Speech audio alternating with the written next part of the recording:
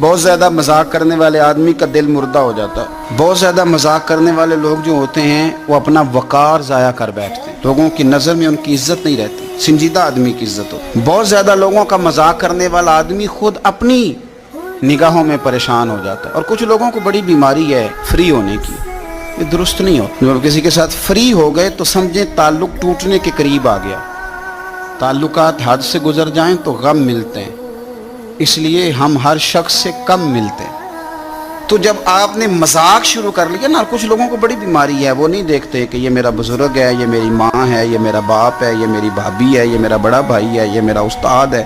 بس چونکہ عادت پڑ گئی ہے ٹھٹھا کرنے کی، کئی دفعہ بڑی تکلیف ہوتی ہے. اور آپ یقین کریں کہ ماں کے ساتھ، باپ کے ساتھ ہمارے جوان مذاق کرنے لگے. یہ طریقہ مہذب قومیں یہ کام نہیں کرتی. وہ تو تہذیب والے لوگ ہوتے ہیں، ان کا تو انداز فکر اور ہوتا ہے.